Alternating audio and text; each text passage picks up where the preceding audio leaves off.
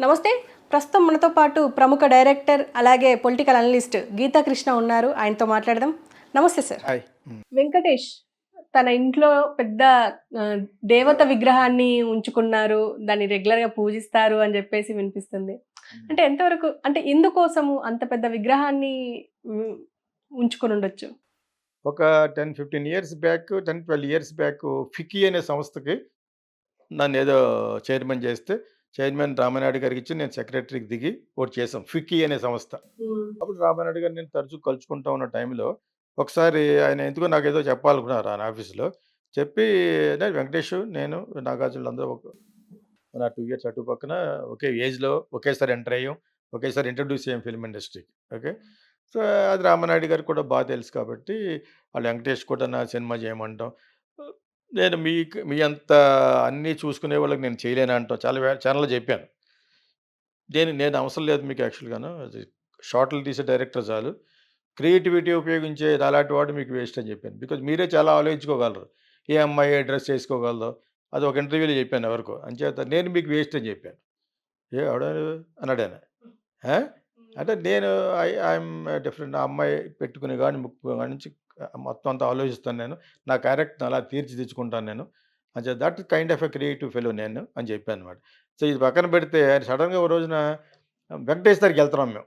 నేను, రామానాయుడు గారు, చిరంజీవి దగ్గరికి, వెంకటేష్ గారికి, నాగార్జున గారికి.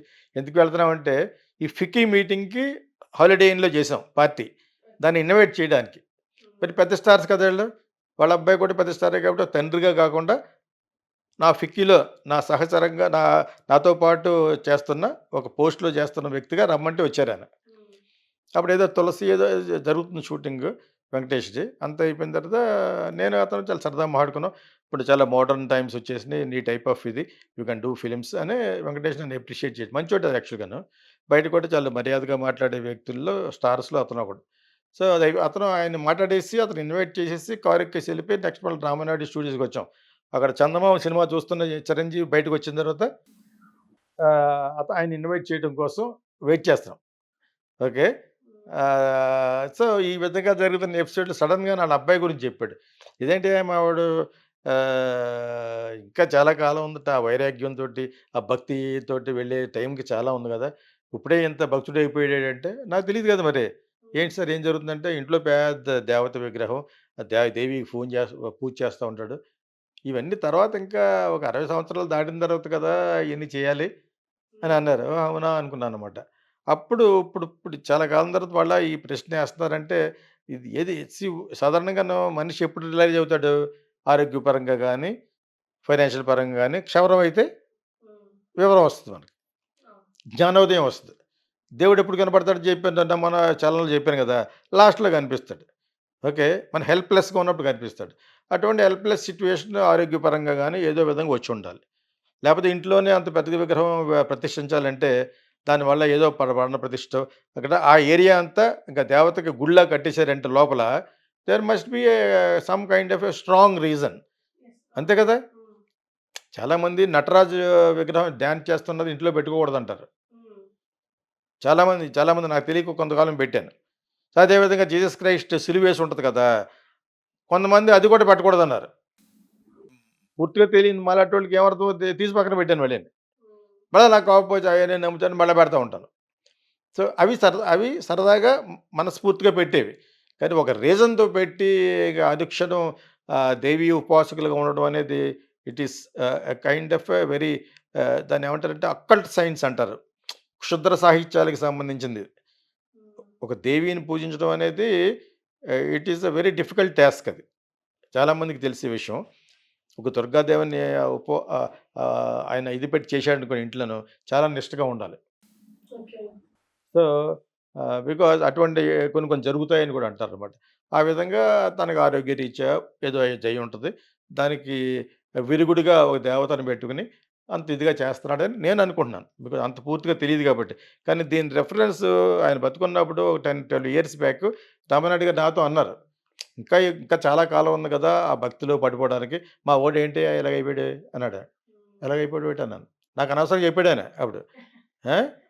అంటే ఇంట్లో పెద్ద దేవి విగ్రహం, గొడవ, పూజ, ఎప్పుడు చూసినా దాంట్లో ఉంటాడు. అంటే ఒక విధంగా మంచి అభిప్రాయం కలిగింది. భక్తిలో పడ్డాడు అనుకుంటాం కానీ నాకు ఇన్ని తెలియవు కదా! నేను ఆలోచించుకోక why went to that extent of అంత విగ్రహాన్ని పెట్టి అలా చేసుకునే సాధారణంగా దేవుడి గదిలో దేవుడి పూజలు చేస్తా ఉంటాం. అంతే కదా! అదేవిధంగా ఏ రిలిజియన్ వాళ్ళు ఆ రిలిజియన్ ఇది పెట్టుకుంటారు. చిన్న క్యాండిల్ పెడతారు క్రిస్టియన్స్. ముస్లిమ్స్ అయితే ఖురాన్ నమాజ్ చేసేది పెట్టుకుంటారు. ఇవి నాకు తెలిసినయి. కానీ ఇంత పెద్ద లెవెల్‌లో ఎస్టాబ్లిష్డ్‌గా ఒక దేవత విగ్రహాన్ని అలా పెట్టి చేస్తున్నాడని విన్నాను నేను. వాళ్ళ ఫాదర్ చెప్పారు. అదైతే మటుకు must be some kind of ఒక రీజన్. అది పర్టిక్యులర్ ఏ రీజన్ అయ్యి ఉండొచ్చు సార్? అంటే ఇప్పుడు మనీ పరంగానా అంటే ఆయన సక్సెస్‌ఫుల్. ఆ! సక్సెస్‌ఫుల్ వాళ్ళ ఫాదరు మంచి డబ్బున్న ప్రొడ్యూసర్ కొడుకు. వాళ్ళు లాస్ట్ వరకు సక్సెస్‌నే చూసారు. ఏదో రామానాయుడు గారు లాస్ట్‌లో 7, 8 సినిమాలు పోయినాయి. ఇక మానేశారు సినిమాలు. వాళ్ళు మానేయాలనే ఉంది. ఇక చచ్చిపోయే వరకు ఆయన 5, 6 ఒక ఎక్కువ భాషలో తీయాలి. ఏదో ఒక వ్యాపకం ఉండాలని తీశారు. అది సురేష్ ఖండించి కట్ చేసేసాడు. నెక్స్ట్ జనరేషన్ జనరల్‌గా కంట్రోల్ చేస్తారు కాబట్టి. అంతవరకే తెలుసు నాకు. దాని తర్వాత మానిటరీగా ఇంతకు ఏం కావాలంటే బ్రహ్మాండం ఈజ్ ఇట్ గుడ్ బిజినెస్. బయట రియల్ ఎస్టేట్‌లు అయి ఉన్నాయి వాళ్ళకి. ఇంకా వేరే వేరే బిజినెస్‌లున్నాయి. And also is successful actor ఒక రేంజ్ వరకును. స్టార్. అవేం కాదు. మెయిన్ ఆరోగ్య సంబంధించి ఆర్ నేను అనుకోవడం. ఆర్ ఫ్యామిలీ అంతా బావుండాలని కూడా చేయొచ్చు కదా!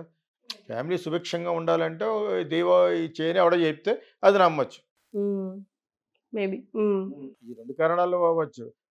హెల్త్ గురించి ఎక్కువ ఉంటే దేవి గాని, ఆంజనేయ స్వామి గాని పెడతారు. సో, ఇంటికి ప్రొటెక్షన్‌గా చేయాలంటే బయట ఒక ఆంజనేయ స్వామి గుడి కడతారు ఇంట్లో. వాస్తుకు సంబంధించిందైతే మెడ్రాస్‌లో మాకు తెలిసింది. ఆ గోడకి వినాయకుడు పెడతారు. పుల్లయ్యారు అంటారన్నమాట. గోడకి చిన్న కన్నం కింద పెట్టి, మండపం కింద పెట్టి వినాయకుడు పెడతారు. మెడ్రాస్‌లో చాలా సార్లు చూస్తాం. 90% ఇళ్ళన్నిట్లికి ఉంటది. బ్రాహ్మిన్స్ ఇండ్లకి, నాన్ బ్రాహ్మిన్స్ ఇళ్ళకి అని పెడతారు. ప్లస్ మన ప్రివ్యూ థియేటర్స్‌కి నేను చాలా సార్లు చూశాను. ఇక్కడేంటి ఇలా పెడతారంటే అక్కడేదో వాస్తు బాగోకపోవటమో, వీధి శూలంటారు. అటువంటివి ఉన్నప్పుడు వినాయకుడి బొమ్మ పెడతారు. ఇది రిలీజియన్‌కి సంబంధించి మనకు తెలిసిందే చెప్పగలం గానీ, చాలా లోతుగా లోపలికెళ్ళిపోయి చెప్పలేం. What is happening he knows. ఆయన అంత భక్తుడు పెద్ద నేరం కాదు కదా! పెద్ద టెర్రరిస్ట్ అయిపోలేదు కదా! He has become obsessed with దేవి. ఆ దేవికి సంబంధించిన దానికి బాగా ఇదయిపోయాడు తప్పితే అని ఆళ్ళ ఫాదర్ చెప్పారు. ఈ క్వెషన్‌కి కరెక్ట్‌గా మ్యాచ్ అయింది కాబట్టి చెప్పాను. గోడకి చిన్న కన్నం కింద పెట్టి, మండపం కింద పెట్టి విడాకులు పెడతారు. మెడ్రాస్‌లో చాలా సార్లు చూస్తాం. 90% ఇళ్ళన్నిట్లికి ఉంటది. బ్రాహ్మిన్స్ ఇండ్లకి, నాన్ బ్రాహ్మిన్స్ ఇళ్ళకి అని పెడతారు. ప్లస్ మన ప్రివ్యూ థియేటర్స్‌కి నేను చాలా సార్లు చూశాను. ఇక్కడేంటి ఇలా పెడతారంటే అక్కడేదో వాస్తు బాగోకపోవటమో, వీధి శూలంటారు. అది పర్టిక్యులర్ ఏ రీజన్ అయ్యి ఉండొచ్చు సార్? అంటే ఇప్పుడు మనీ పరంగానా అంటే ఆయన సక్సెస్‌ఫుల్. ఆ! సక్సెస్‌ఫుల్ వాళ్ళ ఫాదరు మంచి డబ్బున్న ప్రొడ్యూసర్ కొడుకు. బిజినెస్‌లున్నాయి. And also is successful actor ఒక రేంజ్ వరకును. స్టార్. అవేం కాదు. మెయిన్ ఆరోగ్య సంబంధించి ఆర్ నేను అనుకోవడం. ఆర్ ఫ్యామిలీ అంతా బావుండాలని కూడా చేయొచ్చు కదా! ఫ్యామిలీ సుభిక్షంగా ఉండాలంటే దేవో చేయని ఎవడో చెప్తే అది నమ్మొచ్చు. హ్మ్. మేబీ. హ్మ్. ఈ 2 కారణాలు అవ్వచ్చు. హెల్త్ గురించి ఎక్కువ ఉంటే దేవి గాని, ఆంజనేయ స్వామి గాని పెడతారు. సో, ఇంటికి ప్రొటెక్షన్‌గా చేయాలంటే బయట ఒక ఆంజనేయ స్వామి గుడి కడతారు ఇంట్లో. వాస్తుకు సంబంధించిందైతే మెడ్రాస్‌లో మాకు తెలిసింది. ఆ గోడకి వినాయకుడు పెడతారు. పుల్లయ్యారు అంటారన్నమాట. గోడకి చిన్న కన్నం కింద పెట్టి, మండపం కింద పెట్టి వినాయకుడు పెడతారు. మెడ్రాస్‌లో చాలా సార్లు చూస్తాం. 90% ఇళ్ళన్నిట్లికి ఉంటది. బ్రాహ్మిన్స్ ఇండ్లకి, నాన్ బ్రాహ్మిన్స్ ఇళ్ళకి అని పెడతారు. ప్లస్ మన ప్రివ్యూ థియేటర్స్‌కి నేను చాలా సార్లు చూశాను. ఇక్కడేంటి ఇలా పెడతారంటే అక్కడేదో వాస్తు బాగోకపోవటమో, వీధి శూలంటారు. అటువంటివి ఉన్నప్పుడు వినాయకుడి బొమ్మ పెడతారు.